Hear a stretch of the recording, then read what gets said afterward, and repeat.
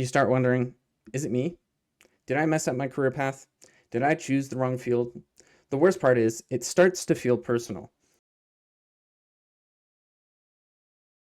Everyone told you tech was the future. High pay, remote work, job security, it was the dream. But what if the dream was based on outdated assumptions?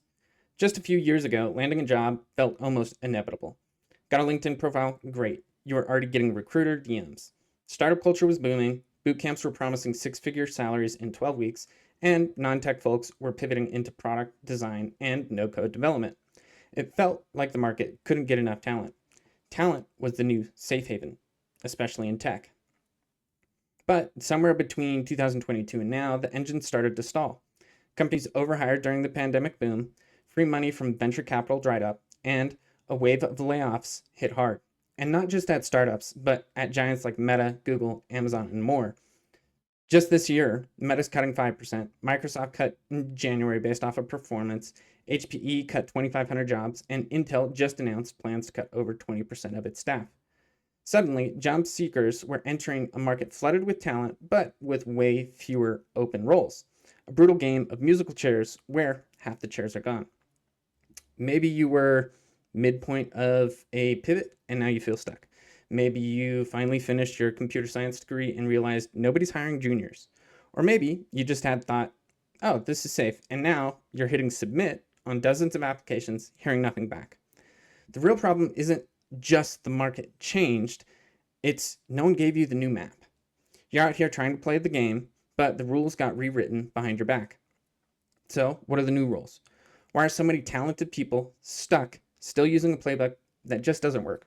Well, I'm Seth, and this is Acquired Salary. If you're new here, welcome. Today, we're going to be breaking down exactly what changed in the tech job market, what is actually working right now, and how you can start standing out even in the middle of all this chaos. If you find this helpful, hit that like button and share it with someone who's stuck in the same loop, because they deserve to hear this too. Now, let's get into it. If you're sending out resumes, refreshing job boards, tweaking cover letters, and all you're getting is silence, you're not unqualified, and you're not doing anything wrong per se. You're just using a system that's been quietly failing for years. The brutal truth, that spray and pray approach where you blast out dozens of applications and hope something sticks, might have worked in 2019, but today it's a fast track to burnout. And the worst part, it's not just the method that's broken, it's the entire system. So, if you go by the headlines, the job market sounds great. There's over 7.6 million jobs in the US, and unemployment is around 4.2%, the best streak since the 1960s. Sounds incredible, right? But here's the disconnect. If you've actually tried to land a job lately, you know it doesn't feel that way. Because beneath those glowing stats lies a warped system of ghost jobs, rigged filters, and metrics designed to make the economy look good and healthy, whether or not it's actually true. So let's start with unemployment. The official U3 unemployment rate counts only people actively looking in the past 4 weeks. So if your benefits ran out or you've stopped applying out of exhaustion, guess what? You're no longer unemployed, you've just disappeared from the data. You didn't stop needing a job, you just stopped being counted. Millions of people are reclassified into vague categories like discouraged, not in the labor force, or marginally attached, and just like that, the numbers drop. Not because people are working, but because they're actually being quietly erased. And even for those still in the job hunt, there's another layer of dysfunction. Many roles you're applying for, they don't actually exist. They are ghost jobs. Some companies leave listings up to make it look like they're growing, others collect resumes for future roles, and some do it to make internal employees feel like help is on the way, even when it's not. One survey showed 40% of hiring managers admitted to posting jobs with no intention of filling them, and on LinkedIn alone, over 1.7 million listings might be fake. But let's say you do find a real opportunity. That's the win, right? Not quite.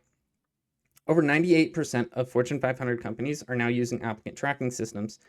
These bots scan and filter resumes before human eyes ever see them, and they can auto-reject up to 75% of applicants based on formatting, keyword mismatches, or even something as small as missing a bullet point. Not because you're unqualified, but because the software never gave you a chance.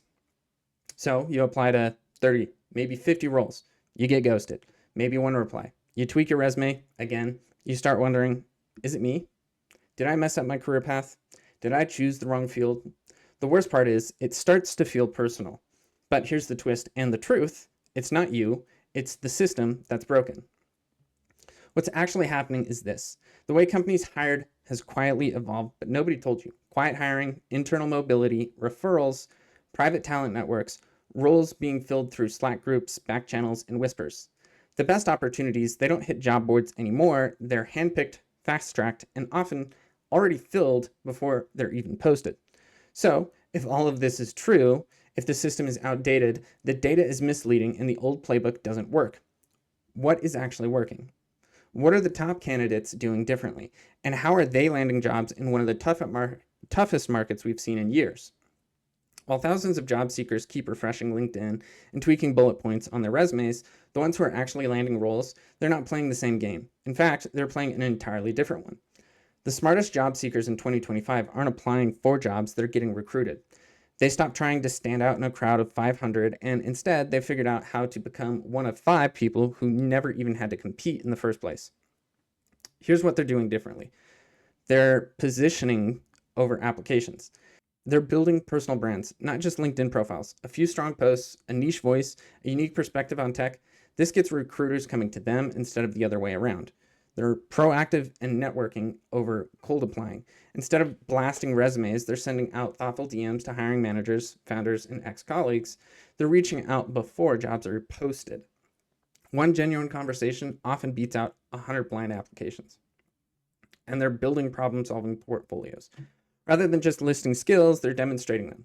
Whether it's a short case study, a GitHub project, or teardown of a company's product, they're showing that they're showing what they can do in a way that cuts through the noise instantly. They're also getting targeted and strategic in their outreach. They don't apply to 100 random roles. They focus on 10 companies that they genuinely want to work at. They research the team and tailor their approach because specificity beats volume every time. So, what does the taste of the results look like? I've seen people go from complete silence to multiple offers in a few months using just a few of these tactics, even in hiring freezes. The key, they stopped trying to get picked and started positioning themselves to be the obvious choice. But here's the real question. How do you put all of this into action if you're burnt out, ghosted, and doubting your own value? Well, you have to realize the game has changed. The system is rigged in many ways against job seekers, and the truth is, even in a broken system, people are still getting hired. So the real question is, how do you become one of those people? The first thing you have to do is stop taking silence personally. Getting ghosted doesn't mean you're unqualified. A rejection email doesn't mean your skills aren't valuable. You're not broken, the process is. And when you stop looking for validation from a flawed system, you finally start to play the game on your own terms.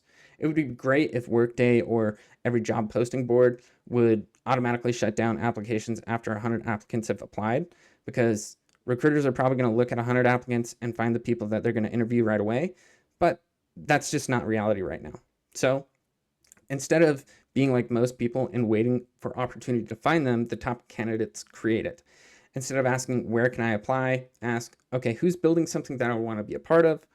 Where could I solve problems? And what can I create, write, or ship this week that puts me in front of the right people? When you do that, the job search becomes a series of strategic moves, not a desperate shot in the dark. In the sea of sameness, visibility is everything. Even just posting once a week on LinkedIn, insights, reflections, work in progress, puts you ahead of 95% of other job seekers. Why? Because people who get hired are the people that are getting remembered. And in today's market, attention is currency. This is where strategy meets creativity. Can you redesign your resume to look like a product landing page? Can you send custom video pitches to a hiring manager? Can you build something small that solves a real problem for a company that you want to work at or the company that you currently work at? Your goal isn't about being qualified. Your goal is to be unforgettable.